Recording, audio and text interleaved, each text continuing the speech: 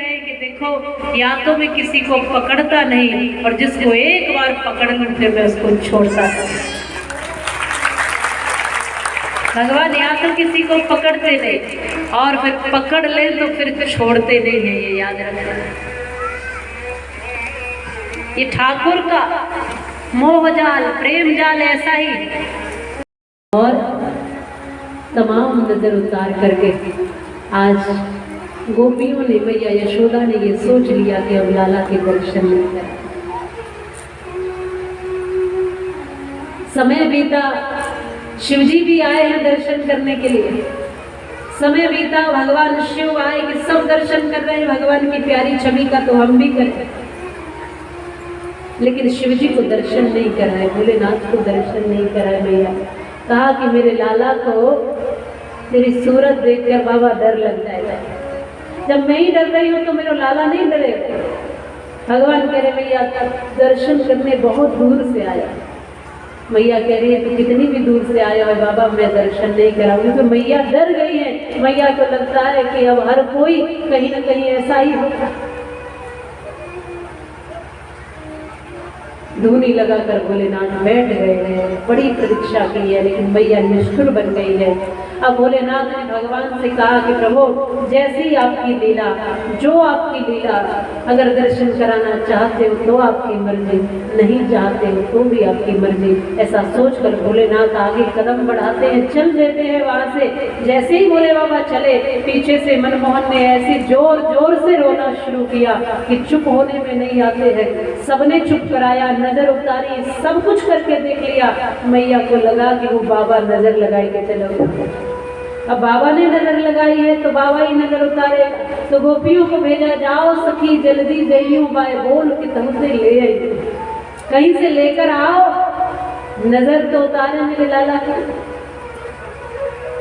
गोपियां गई, बाबा बहुत दूर निकल गए और वहां बैठे हैं। प्रभु आपकी जो मर्जी। जाकर गोपियों ने कहा कि चलो बाबा, मैया ने बुलाया, दर्शन करवाए। भोलेनाथ दौड़ करके आए हैं और आज ये अद्भुत लीला हुई है। शिवजी ने आज बाल कृष्ण को देखा और बाल कृष्ण ने शिवजी को देखा। अंदर ही अंदर ये घटना घटी, अंदर ही अंदर ये लीला घटी। जैसे ही देखा है आज एक दूसरे को दोनों ने, इधर तो भोलेनाथ प्रसन्न हुए और उधर मनमोहन खिलखिला के हंसने लगे। मैया को लगा कि बाबा ने नजर उतारी।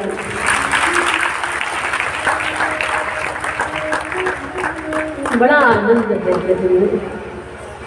नामकरण संस्कार हुआ है इन दोनों बालकों का, बलराम और भगवान कृष्ण का, गर्गाचार्य जी के द्वारा। ये जो रोहिणी की गोद में है इसका नाम बल होगा, राम होगा, संकर्षण होगा और रोहिणी होगा। 4 नाम इनके रखे। और ये जो सावरो सलोनो है इसके तो इतने नाम होंगे कि गिनने में नहीं आएंगे। अनेक अनगिनत नाम होंगे। कोई कन्हैया कहेगा, कोई कान्हा कहेगा, कोई मनमोहन कहेगा, मधुसूदन कहेगा, कोई मुरली वाला कहेगा, कोई केशव कहेगा, कोई मुरारी कहेगा, माखन चोर, यशोदा नंदन, नंद नंदन, देवकी नंदन। कितने नाम हैं इसके, तो आज तक इसके नाम को कोई गिन नहीं पाएगा। अद्भुत है। अनंत परमात्मा के अनंत स्वरूप, अनंत नाम, अनंत गुण है। बहुत आनंद ब्रज में प्रभु बाल लीला में सबको दे रहे हैं। यह आनंद सदैव बना रहे ब्रज में, ऐसा सब ब्रज गोपी भगवान से प्रार्थना करते हैं। कृष्ण सदैव हमारे साथ रहे, यह बाल स्वरूप की छवि सदैव हमें दिखाती या दिखती रहे, ऐसा सब भाव रखते हैं। ब्रजवासियों के भीतर छल नहीं। ब्रज में केवल प्रेम। ब्रज इसलिए मशहूर नहीं है या ब्रज में लोग इसलिए पूरी दुनिया से नहीं आते कि ब्रज में बहुत ऊंची ऊंची बिल्डिंगें हैं या ब्रज में बहुत कुछ ऐसा है जो कहीं नहीं है।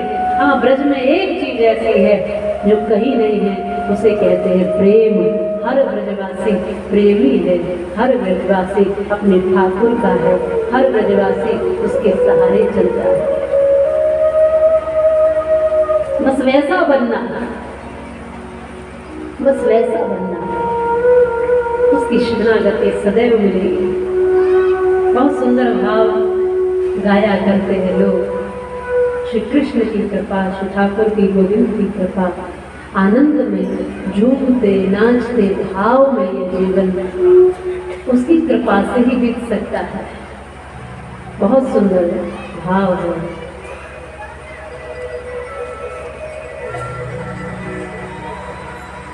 जो भी करना है, नाचना है, गाना है, रोना है, हंसना है, किसके सामने? ठाकुर के सामने। ये ब्रजवासियों का जीवन क्या है? ब्रजवासियों का जीवन जो कुछ भी है सब गोविंद में ही समाया हुआ है।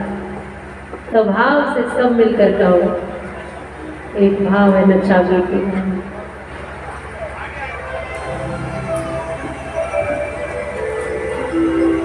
नचा गीत गावांगी मैं आज तेरे सामने,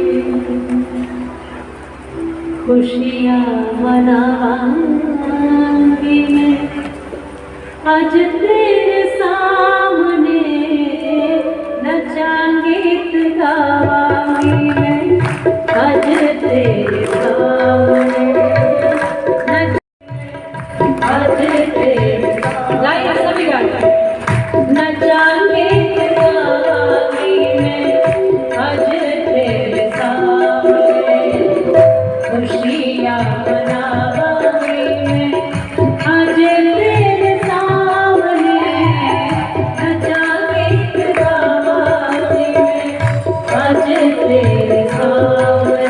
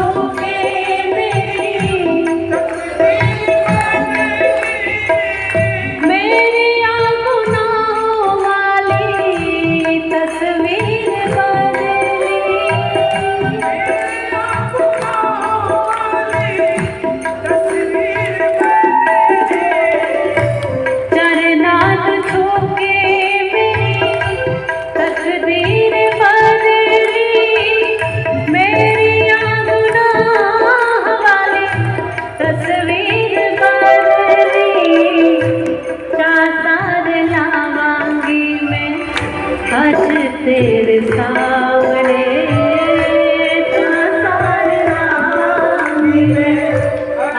तेरे सामने खुशियाँ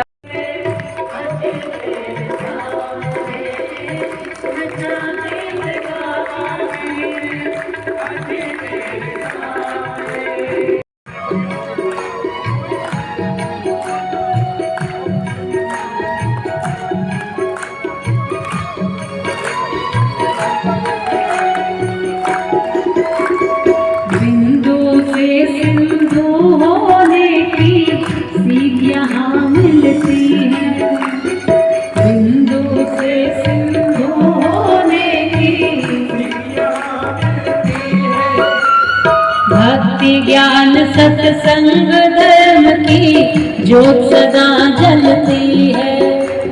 भक्ति ज्ञान सत्संग धर्म की ज्योत सदा जलती है।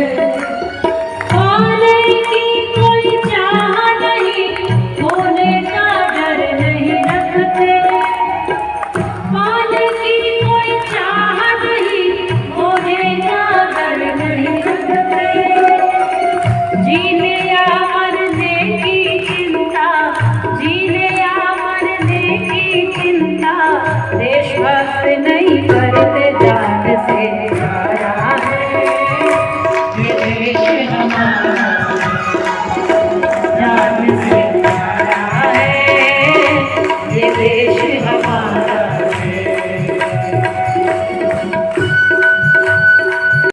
माताएं तो सब जाने को तैयार।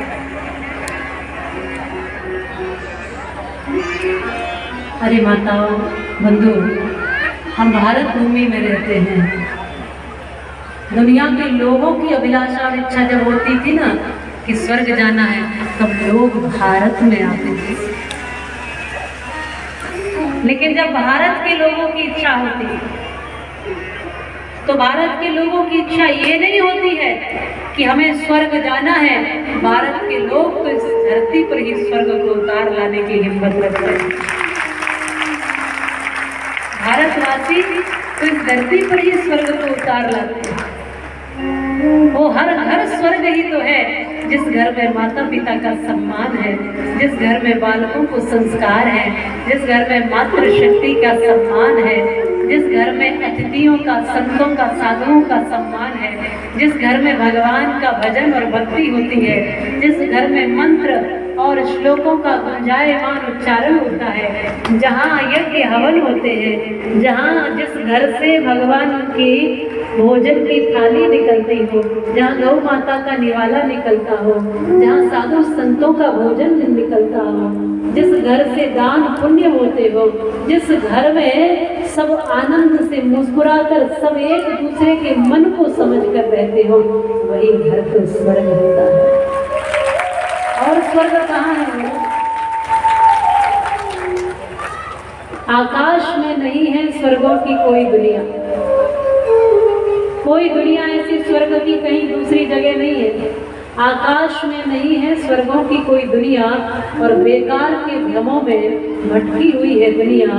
है स्वर्ग तो वहीं पर जहाँ मधुर मीठी वाणी, उस घर कभी न आए कोई भी परेशानी, जिस घर में एक दूसरे की बात जाए ना।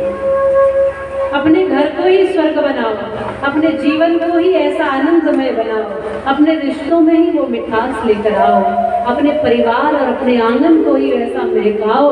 इस आंगन में ही, इस घर में ही आपके यहीं पर स्वर्ग है।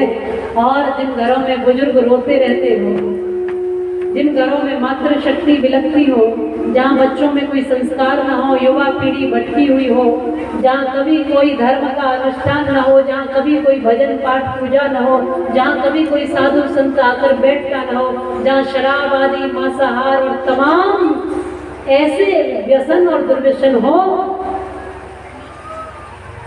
वह घर ही नर्क है। वही जगह नर्क है, और नर्क और स्वर्ग की कोई दूसरी दुनिया नहीं है कहीं पर।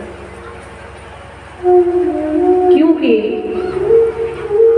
आप कहते हैं कि जीते जी कोई स्वर्ग जाता नहीं, ठीक है, जो भी आपकी कल्पना है स्वर्ग की, तो आप जब दादाजी चले गए उसके बाद ही तो आपने लिखा कि स्वर्गवासी हो गए। उसके बाद ही लिखा ना, कि पहले लिखा था जीते जी कि स्वर्गवासी हो गए। बोलो, दादाजी जब चले गए तभी तो लिखा कि स्वर्गवासी हो। तो जीते जी तो कोई स्वर्ग जाता नहीं, और जो मरकर गए हैं उनमें से कोई आकर बताता नहीं, तो फिर स्वर्ग देखा किसने? बोलो, फिर स्वर्ग की कल्पना की किसने? जो जिंदा है वो जा नहीं सकता, जो मर गया वो बताने आ नहीं सकता। फिर स्वर्ग की अभिलाषा बेकार की है। स्वर्ग की इच्छाएं सिर्फ कल्पना मात्र की है। जीना यहाँ, मरना यहाँ, रोना यहाँ, हंसना यहाँ, स्वर्ग यहाँ, नर्क यहाँ, अच्छा यहाँ, बुरा यहाँ, पाप यहाँ, पुण्य यहाँ, जो कुछ भी है सब यहीं पर है। यहाँ जैसा जी लोगे, बस आगे की यात्रा वैसी वैसी होती चली जाएगी। जीते जी जो स्वर्ग में नहीं रह पाया, मरने के बाद भी स्वर्ग मिलने वाला नहीं है। जीते जी जो भक्त नहीं बन पाया, कृष्ण का नहीं हो पाया, मरने के बाद भी वो कृष्ण का होने वाला नहीं है।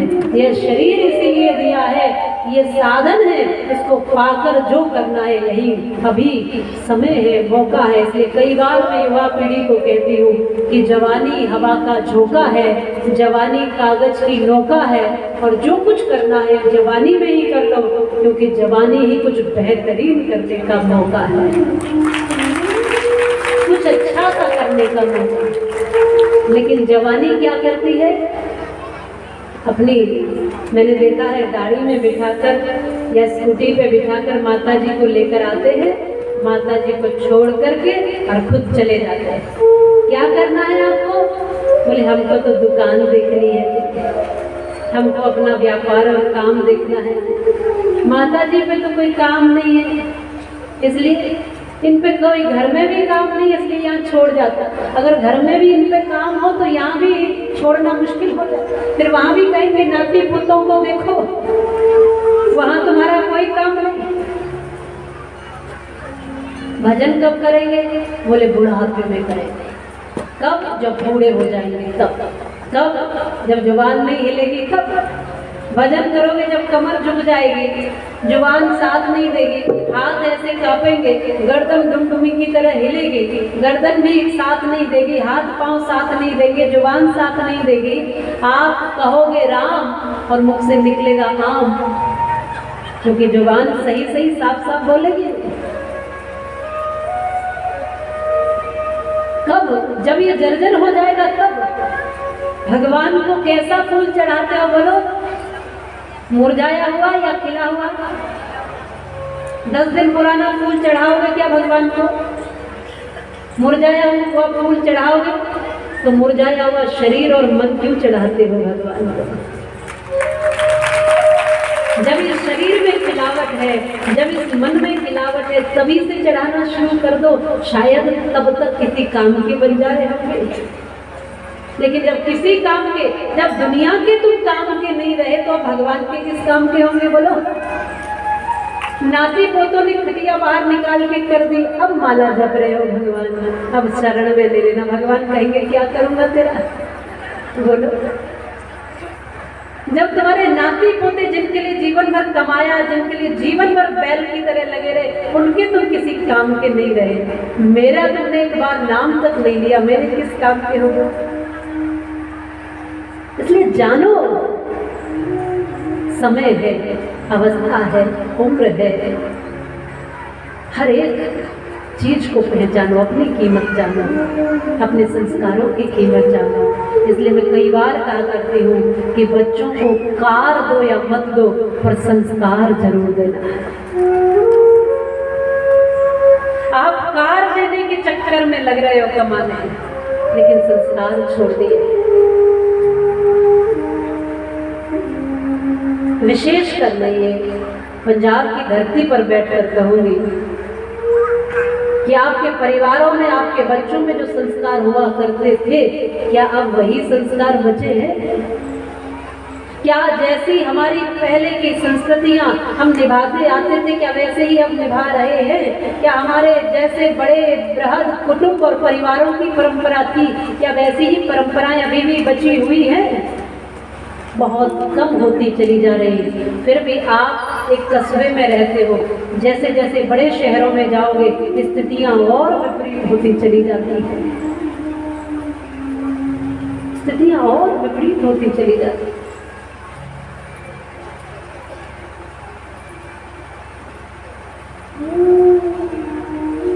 घर घर में भजन पहुंचना चाहिए था, घर घर में शास्त्र पहुंचने चाहिए थे, घर घर तक माला पहुंचनी चाहिए थी, घर घर तक भक्ति पहुंचनी चाहिए थी, पर घर घर तक क्या पहुंच गई है? शराब पहुंच गई है। हर घर तक मांसाहार पहुंच गया, शराब पहुंच गई है। बोलो। एक डर होता था कि पिता है तो पुत्र नीची निगाह करके चलता था, पिता का भय होता था। लेकिन क्या उस पिता का भय होगा जो पिता भी और पुत्र भी दोनों बैठ के साथ पी रहे हैं? बोलो। उस पिता का पुत्र को भय होगा? नहीं। जब पिता आचारवान होता है तो पुत्र भी आचारवान होता है। जब पिता धार्मिक होता है तो पुत्र भी धार्मिक होता है। जब पिता स्वयं संतुलित होता है तो पुत्र भी संतुलित हो सकता है। लेकिन हमने आंख बंद करके जीवन जिया। आओ थोड़े वैसे बने जैसे होना चाहिए। हमारे पास पहले हम देखते हैं, आप सब जानते हैं कि इतना अन्न नहीं होता था। खेती हम सबके पास बहुत थी, जमीन बहुत थी, लेकिन जमीन में उतना अन्न इसलिए नहीं हो पाता था क्योंकि साधन उतने पर्याप्त नहीं थे। साधन पर्याप्त नहीं थी, जमीन पर्याप्त थी पर साधन पर्याप्त नहीं थे अन्न उगाने के। तो अन्न पहले कम होता था कि नहीं होता था? जो बुजुर्ग यहाँ बैठे हैं वो जानते हैं, अन्न कम होता था लेकिन फिर भी सब लोग भोजन करते ही थे, फिर भी लोग भोजन करते थे, कोई भूखा नहीं दिखता था। आज अन्न बढ़ गया, फसलें बढ़ गई, साधन बढ़ गए, लेकिन देखते हैं फुटपाथों पर भूखों की संख्या भी बढ़ गई है। आज कचरे के डब्बे में से दाने बीन बीन करके खाने के लिए मजबूर हैं बच्चे। भूखों की संख्या भी बढ़ गई। क्यों? अन्न बढ़ा तो भूखों की संख्या क्यों बढ़ी? क्योंकि हमारी बांटकर खाने की प्रवृत्ति खत्म हो गई। हमारे पास पहले 2 रोटी होती थी तो हम 2 में से 1 रोटी देने का भाव रखते थे, लेकिन अब भाव बदलते जा रहे हैं। 2 हमारे पास है तो दूसरे की भी 2 रोटी हमारे पास आ जाए, ऐसा हमारा भाव होता चला जा रहा है। हमने बांटकर खाना छोड़ दिया, मिलकर खाना छोड़ दिया। हमारे पास पहले घर कम होते थे, कच्चे होते थे, मकान छोटे होते थे, कच्चे होते थे, फिर भी सब मकानों में रहते थे। एक एक कमरे में 10-10 लोग रहते थे। आज इतने से बच्चे को भी एक कमरा चाहिए कि नहीं चाहिए? इतने से बच्चे को आज मकान बढ़ते चले गए, सब कुछ बढ़ता चला गया, लेकिन हम ये देखते हैं कि एक एक व्यक्ति के पास 10-10 मकान हो गए, लेकिन उस व्यक्ति के पास अपने बूढ़े माँ बाप को रखने की जगह नहीं बची। आज बूढ़े माँ बाप के लिए स्थान नहीं रहा हमारे घर। पहले सूत काट कर कपड़ा बनता था, कपड़ा कम होता था पर हम देखते थे सब पूरे कपड़े पहनते थे। आज एक एक फैक्ट्री में उतना कपड़ा बनता है कि पूरा देश ढका जाए, लेकिन हम देखते हैं कि उतने ही नंगे होते चले गए लोग। उसी फैक्ट्री के मालिक की बेटी के पास पूरे कपड़े आपको नहीं मिलेंगे, क्योंकि हम नंगेपन में हम अपने आप को बड़प्पन समझने लगे। हम सोचने लगे कि हम जैसे नंगे होते जाएंगे तो बड़े होते जाएंगे, हम किसी का छीनते जाएंगे तो बड़े होते जाएंगे। हम छीनने में अपने आप को बड़प्पन मानने लगे।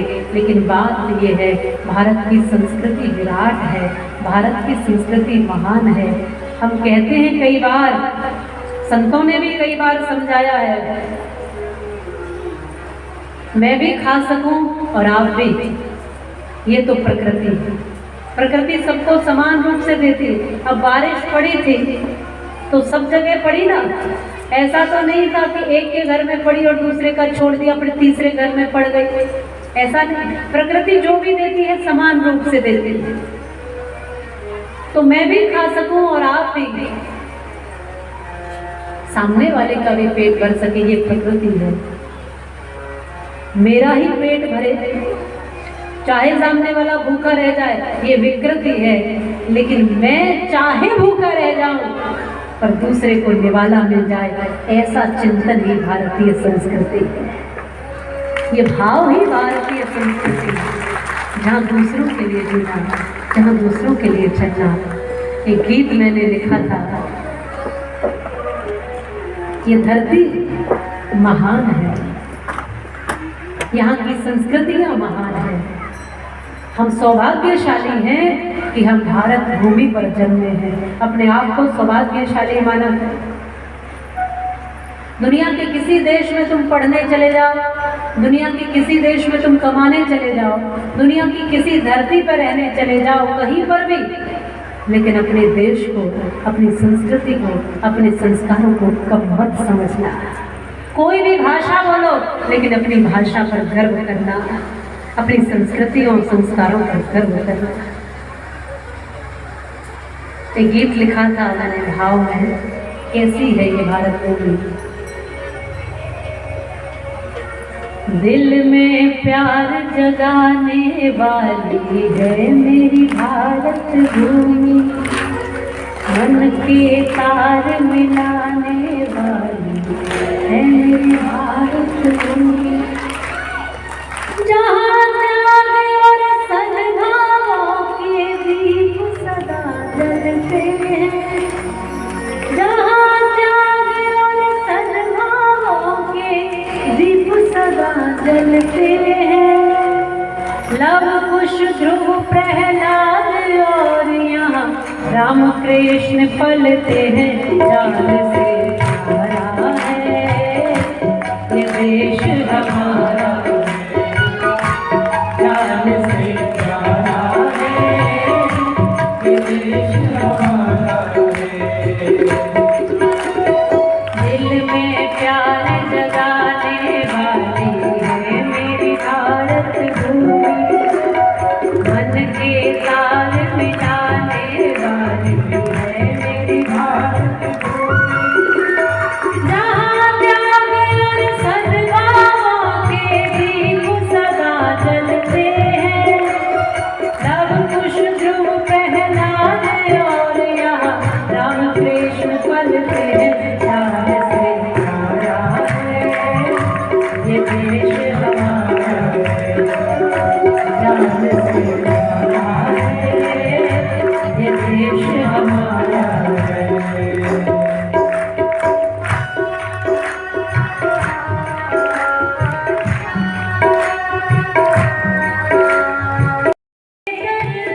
रहमतां दी तोड़ नहीं दुनिया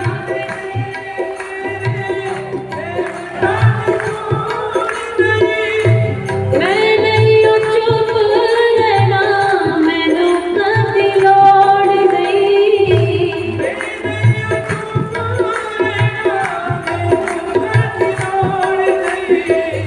सुनिया कि तेरे घर रहमतां दी तोड़ नहीं, मैं नहीं चुप रहना, मैनू कदी लोड़ नहीं।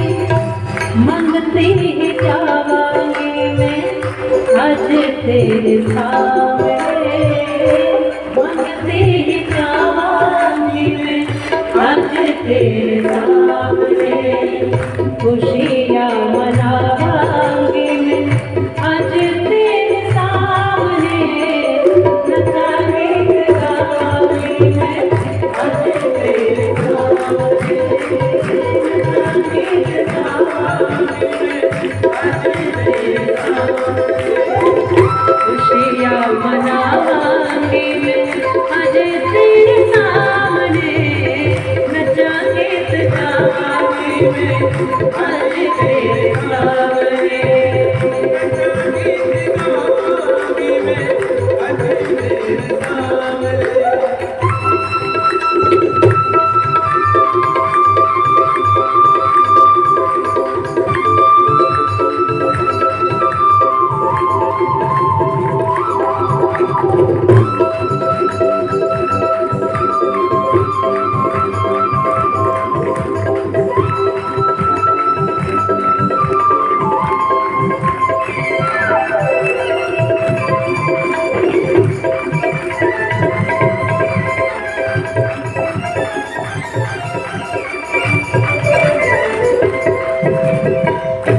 सुख सारे दुनिया में आवे मेरी झोली विच,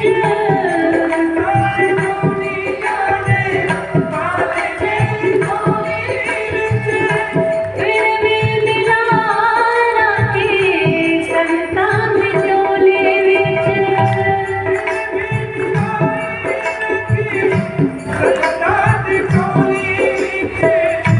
सुख सारे दुनिया दे आवे मेरी झोली विच, फिर भी मिलाए रखी संतान दी झोली विच। खैर ते तो पावांगी आज तेरे सामने,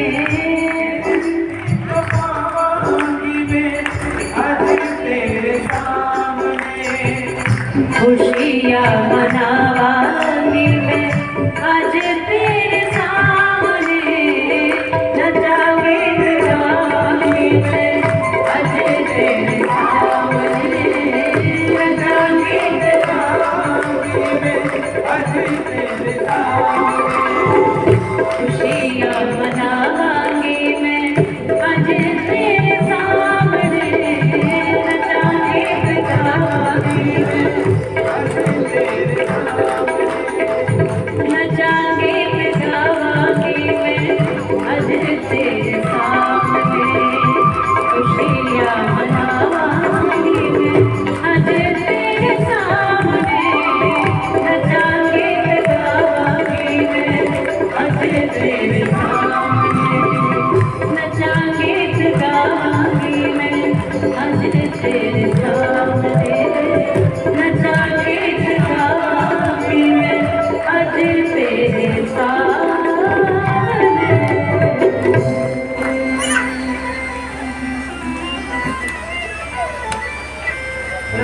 बिहारी लाल की। इस भाव में रहो, जिस हाल में, जिस चाल में, जिस काल में रहो, राधा रमन राधा रमन राधा रमन कहो। शत्रु नहीं देख सकता, लेकिन अपनों ने ही कहीं ना कहीं गद्दारी की, अपनों ने ही, जो अपने दिखते थे। इसलिए सावधान रहे, सुरक्षित रहे और मातृभूमि के प्रति अपना पूरा कर्तव्य निभाएं। कई बार लोग कहते हैं कि जी भागवत कथा में राष्ट्र की बात करने की क्या जरूरत है, तो मैं फिर उन्हें कहती हूँ कि राष्ट्र में फिर तुम्हारी क्या जरूरत है। बोलो, तुम राष्ट्र की बात नहीं सुन सकते तो राष्ट्र में जरूरत क्या है तुम्हारी? उतना तो रखो कि भारत माँ की आरती कर सको, उतना तो अपने भीतर रखो कि अपने शब्द। तो आओ मेरे साथ मिलकर के आप सब बोलेंगे,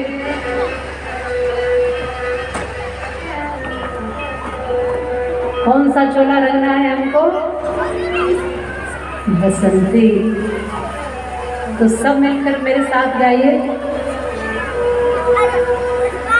मेरा रंग दे बसंती चोला, मेरा रंग दे बसंती चोला, मेरा रंग दे बसंती चोला, मेरा रंग दे बसंती, मेरा रंग दे बसंती चोला, मेरा रंग दे बसंती चोला।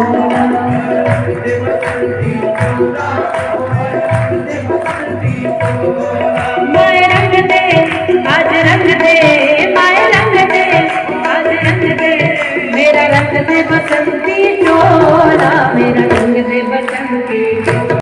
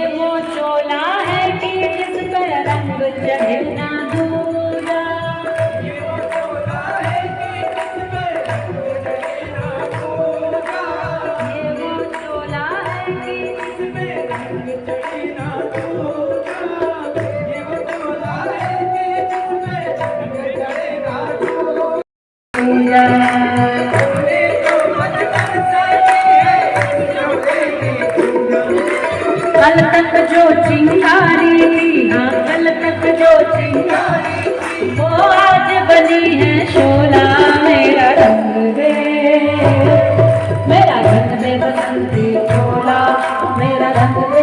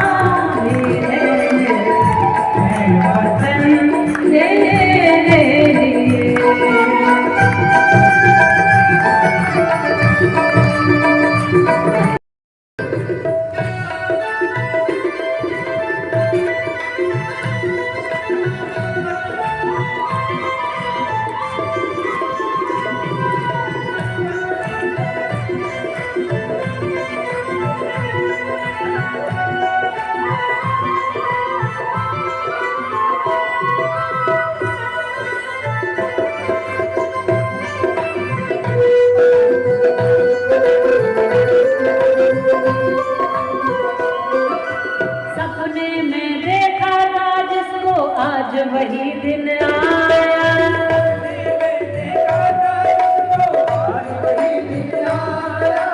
सूली के उस पार खड़ी है माँ ने हमें बुलाया,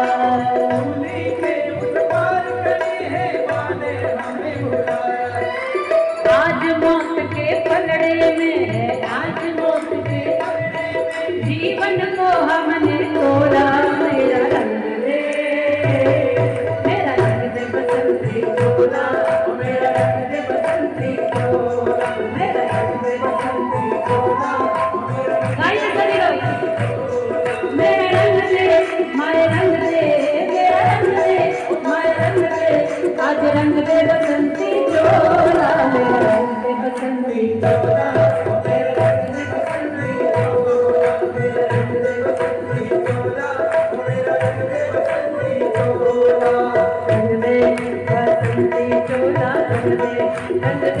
बसंती तोड़ा, रंग दे, रंग दे बसंती तोड़ा, रंग दे, रंग दे, रंग दे बसंती तोड़ा, रंग दे, रंग दे बसंती तोड़ा,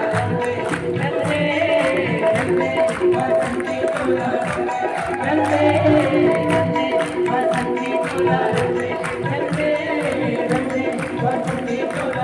दे, रंग दे बसंती तोड़ा, रंग दे, रंग दे बसंती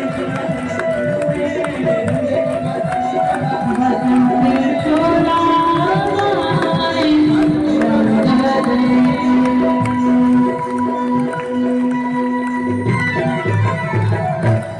पूरा भारत माता की,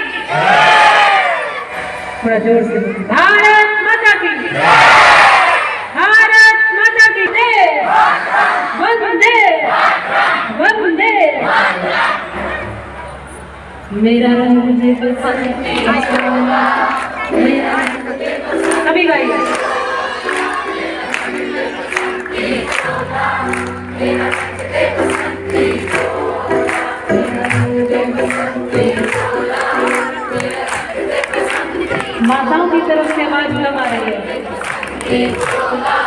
मेरा रंग दे बसंती तोड़ा, मेरा रंग दे, मारे रंग दे, मेरा रंग दे, मारे रंग दे, आज रंग दे बसंती तोड़ा, मेरा रंग दे बसंती तोड़ा, मेरा रंग दे बसंती तोड़ा, मेरा रंग दे बसंती तोड़ा, मेरा रंग दे बसंती तोड़ा, रंग दे बसंती तोड़ा, मेरा रंग दे बसंती, मेरा रंग दे बसंती तोड़ा, मेरा रंग दे बसंती तोड़ा। सरफरोशी की तमन्ना,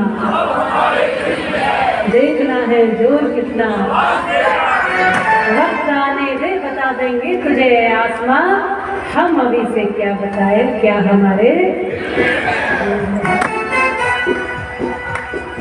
यही भाव गूंजता हुआ गया, तो आज ये स्थिति है कि हमारा तिरंगा लहरा रहा है, हमारा भगवा लहरा रहा है, हमारे सर की पगड़ी चमक रही है और हमारी शान ऊंची हुई है।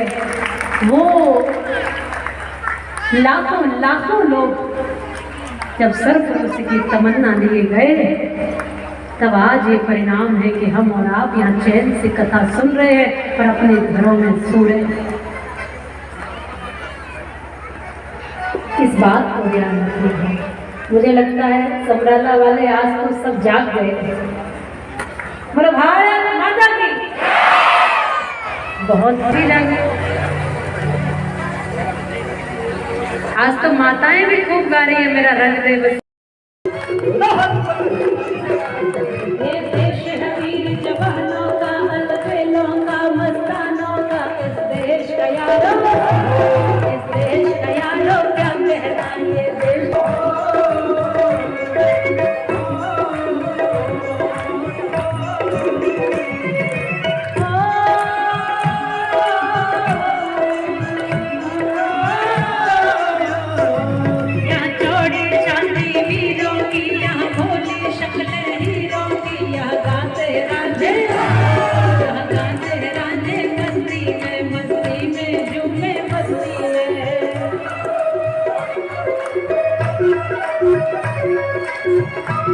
नाचते गाते तो झूमते हुए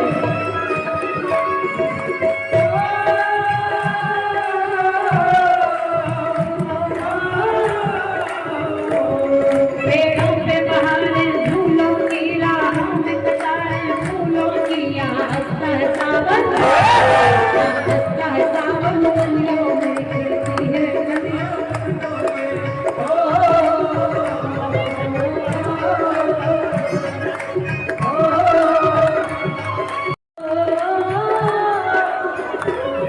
कहीं संगल शौक जवानों के, कहीं सरगम तीर जवानों के, या नित नित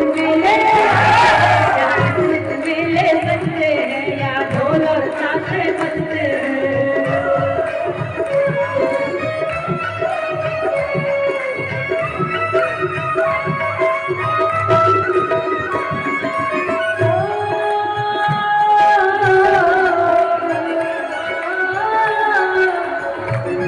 दिल भर के लिए दिलदार है हम, दुश्मन के लिए तलवार है हम।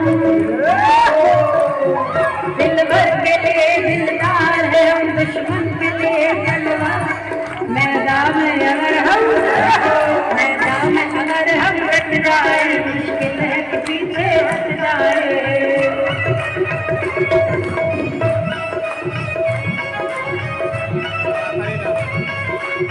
गाइए सभी।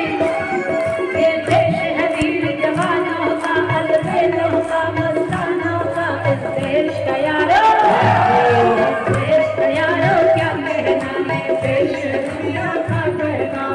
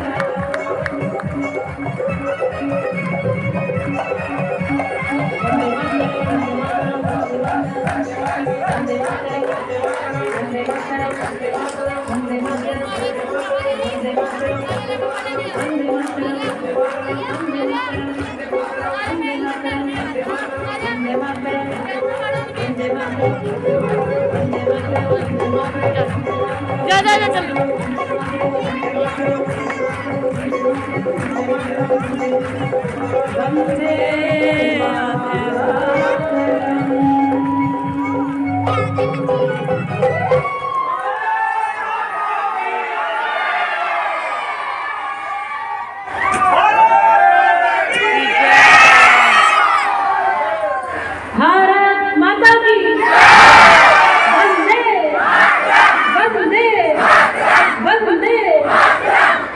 सनातन धर्म की जय, धर्म की जय, धर्म की जय, माता की जय, माता की जय।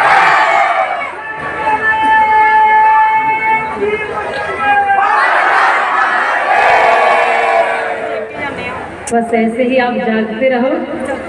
और कवि देवेंद्र जी के शब्दों में हम प्रार्थना करते हैं भगवान से, हे प्रभु कृपा करो भारत पर, शेखर भगत और विस्मित सम्मात्र 3 बलिदानी दे दो, अथवा राणा और शिवा से केवल 2 अभिमानी दे दो, लोह पुरुष दे दो पटेल सा या शिवाजी दे दो। इस तरह से इन्हीं में से वीर पुरुष, महापुरुष, संत, महात्मा, क्रांतिकारी, देशभक्त, ईश्वर भक्त निकलते हैं। इसी भाव के साथ आज की कथा को विश्राम करते हैं। यह तिरंगा की शान बनी रहे, माँ भारती की शान बनी रहे, भगवा सदैव यूं ही लहराता रहे और आप सबकी पगड़ी की चमक यूं ही बनी रहे, ऐसी भगवान से प्रार्थना करते हैं। आपके हृदय का भाव बना रहे, इसी भाव को आज हम विश्राम करते हैं कथा को।